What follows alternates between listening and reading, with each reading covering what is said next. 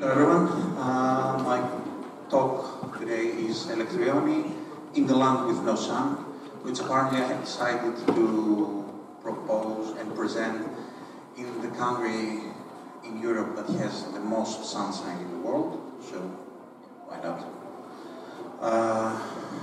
This is not really relevant, and you're going to see later on, because that talk was developed to have some 0 days in it.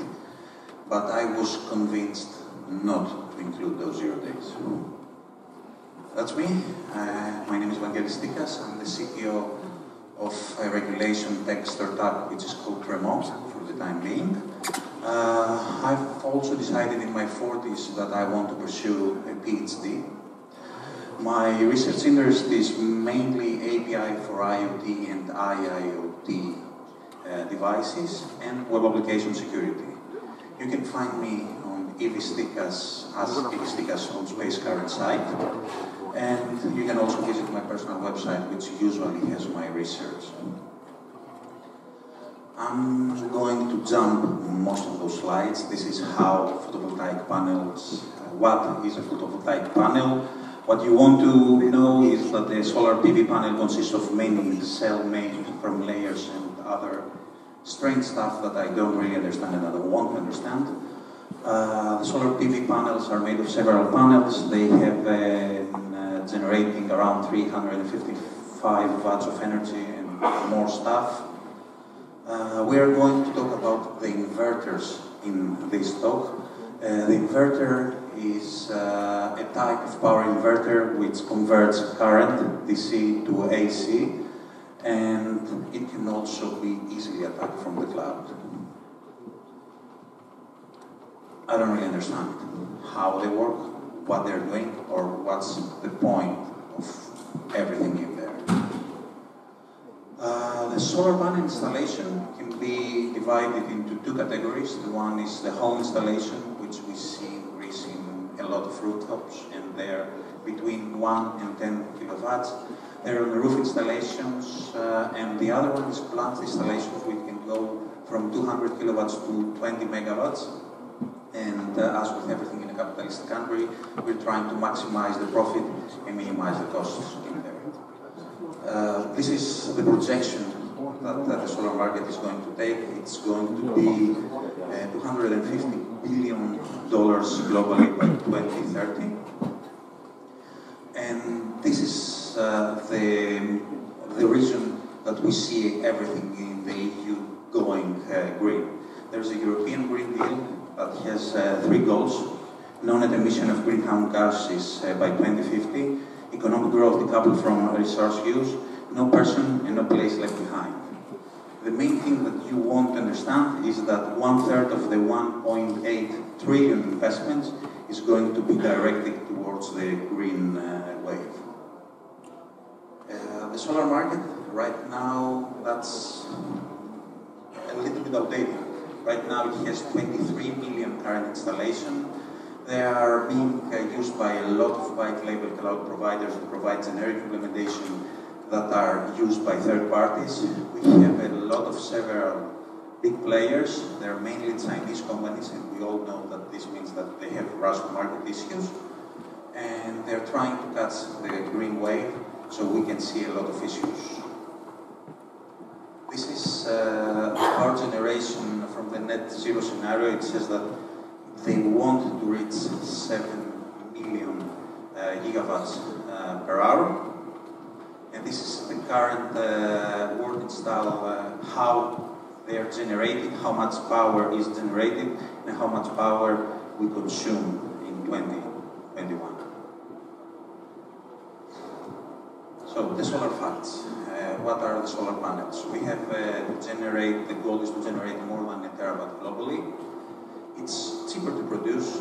It requires low to no maintenance. It can run unsupervised, but the tricky part is that, as with everything in energy, it's really expensive to store, so it's easier to just throw it in the grid. You really don't understand what means throwing to the grid, because there are a lot of attack vectors that nobody really cared about, and they always care about maximizing the profits.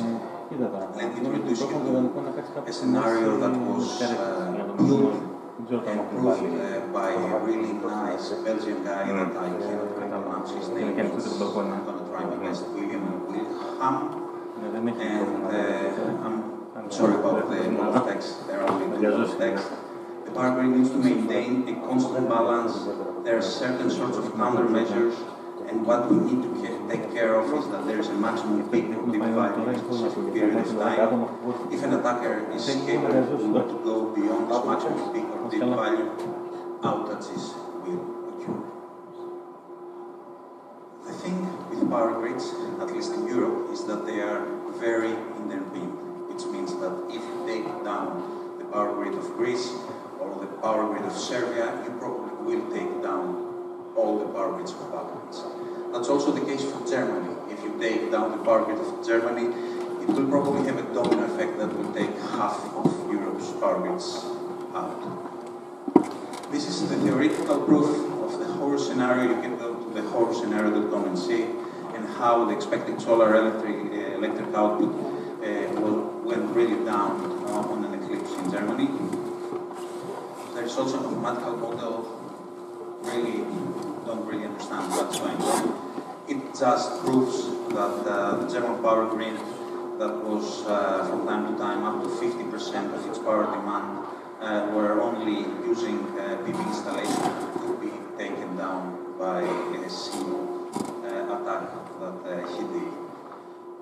In Greece, the past month I saw a lot of news that were saying that the renewable, not only PV installations, power was 100% for a couple of days. So this is a really possible scenario in Greece. What William did in our scenario, he did a lot of CVs on one inverter, the SMA, which is the Rolls-Royce of inverters. He chained them to get RCE. He got RCE on those devices. He could interfere with its devices to destabilize the grid. The big issue with his attack is that he needed physical access to get that CVs. Now I'm presenting Electryone. Unfortunately, because cloud, I cannot take any CVs. But there's also no need for physical access. We could break en masse around 5 million devices. It's inverter agnostic, so you could do whatever you want on whatever inverter is connected to set clouds. And we are looking at a little bit over 500 gigawatts per hour. It's quite easy what I did. I found the demo account, I registered a new account, I found the obvious web issues, and then tried to find a way to control the devices by exploiting those issues. What did I get as a result? On the left side you can see the cloud name, and on the right side you can see what I did. So Solarman, I only got platform admin, I couldn't update the firmware. This means that I couldn't take down the whole inverter. Sansing, Solax, Grobat, and Ingecom, I got platform admin and I also got a firmware update, which means it was game over. I could take down the inverters, I could make the inverters go into flames. I could practically do anything I wanted if I had the firmware capability, the ability to create a proper firmware, which I don't possess and I don't want to possess. The other result that I had was this kind of advertisements all over my home for the past 6 months. Google and Facebook believes that I'm really interested into installing inverters, so I keep seeing this disclosure. So that's a tragedy, unfortunately. The disclosure had full technical information. I tried really, and I mean really hard to get any reaction. More than 9 days passed, 9 months ago. So right now we're at the 9 months threshold. Only one vendor responded and acted on the disclosure. I tried email, I tried Twitter, I tried phone calls. nothing good. SolarMan was the only one that responded and fixed in 5 days. Sunsync, I got no response at all.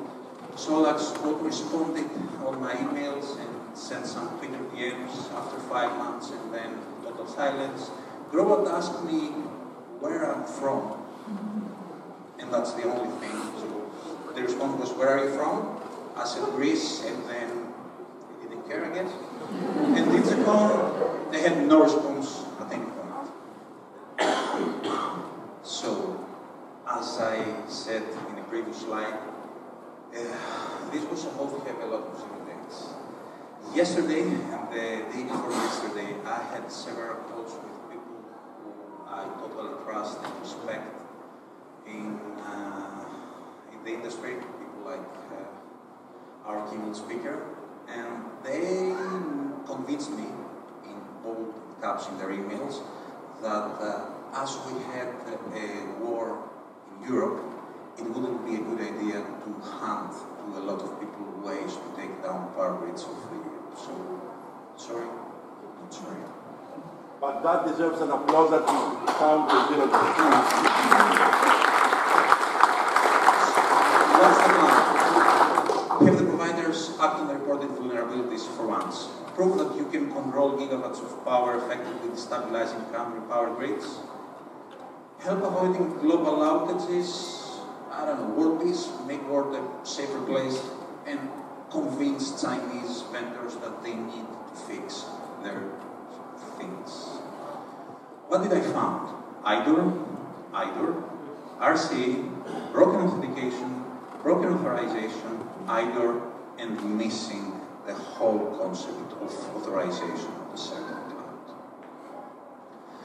What did I get as a result from data? Lots, and I mean lots of personal data, access to administrative accounts and panels, ways to manipulate and break panels, ways to make the panel, to make inverters go up in flames, and access to internal networks. Because as you can understand, those were network devices. So once I had a cell in that device, I also was able to access internal networks, which I did not, but I had that opportunity. What the power generation of the cloud claim. So what they are claiming to generate. SolarMan is on 160 gigawatts, Sunsync is 110, Solax 140, Robot is the big elephant in the room on 300 gigawatts, and Digicom is really small on 30 gigawatts. But just as a thing, 30 gigawatts is what Larsa needs. So this is not a small amount of power. I also know that I have missed several clouds. My goal was not to own everything that was there. My goal was to prove that we have an issue as an industry altogether and not own everything. First one is SolarMan. They are really big. They have an IDOR on the user add functionality. You could add a user with any privilege on any group. Groups and organizations were consecutive integers, so as you might understand, you could add anyone, anywhere. You could have full functionality of the application. You could access all the data on which there was a potential GDPR violation, and you could get the info on plans and power generated. The disclosure, and that's the only one that is good, they had an excellent response. They fixed in 5 days, and they chased for verification so that they could know that they did something wrong, but they fixed it. Next is Sunsync. Sunsync is probably the biggest white label. You will see their backend used by a lot of third-party companies. So you might have something like SolarGrow or Solar.com. They have Sunsync as their backend. And I have IDOR pretty much everywhere. I'm not going to present, but if you want, go take a look. You're going to see the IDORs everywhere. What I could have, it's full functionality of the application, potential GDPR, info, interact with the plans, firmware update, backdoor to the network, platform monitoring, world domination, I don't know. You can do whatever you want, and we're talking about 2 million installations, I think. You can see here, this is gateway firmware. This is notification, so you could send a notification to everyone and saying, I don't know, your inverter is hacked. And that's a disclosure. I tried really hard, I sent emails, I even phoned them. They didn't really understand what I was saying, so yeah. Next one is the big one, is Growad. Unfortunately, they didn't provide a demo account. They didn't provide, they provide you a way to register an account, but then they wanted your serial number. My CFO is here, and she really disagreed with me buying an inverter just to hack it. So I had to bring the big guns and use Google. So I used Google, I found the serial number, I attached it, but that guy was selling his PV, I then removed him, he was okay.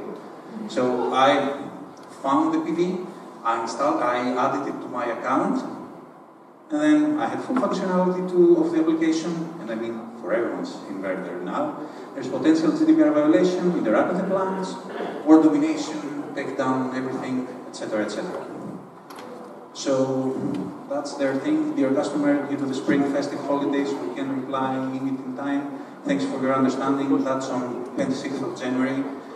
My first email was, I think, in October, so they had enough time. I don't think that it was the festive holidays. And that's the thing. Would you advise which country you're from? Because if you're from Greece, they don't really care, but if I was from Germany, I guess they would answer.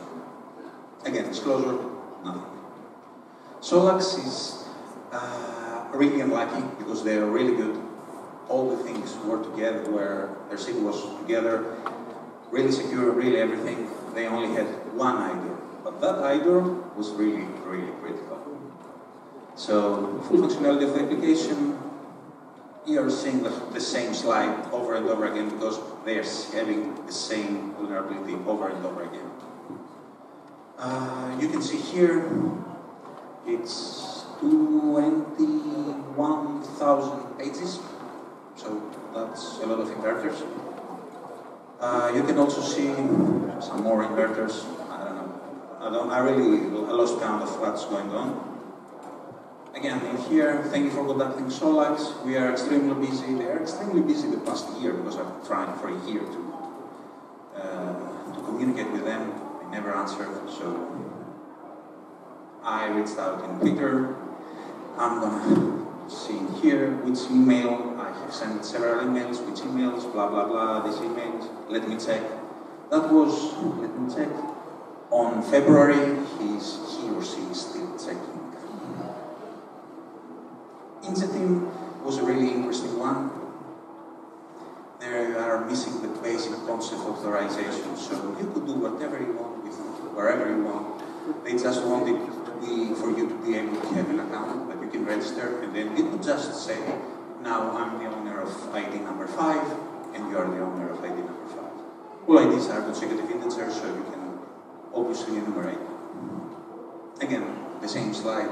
Sorry about being repetitive and over again, but it's the same thing. I could do whatever I want, wherever I want, and it was really, really good. You can see in here, run, storage. They also have a really, really interesting thing that says terminal, and you open up a terminal from the web interface that you can install whatever you want because it's Debian. Devices. Yeah, I really tried with them. They're just dead.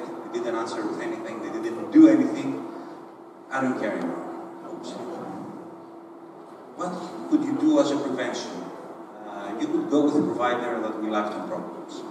You don't know what you're going with, but there are strong indications of what is going to happen when a vulnerability is on. Because vulnerabilities will happen. I'm not saying that there are vendors that are not going to do vulnerabilities. They are not.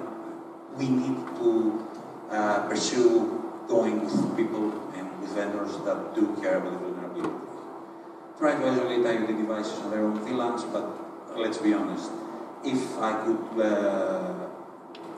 get your inverter on fire, you wouldn't care a lot about that being on their own VLAN.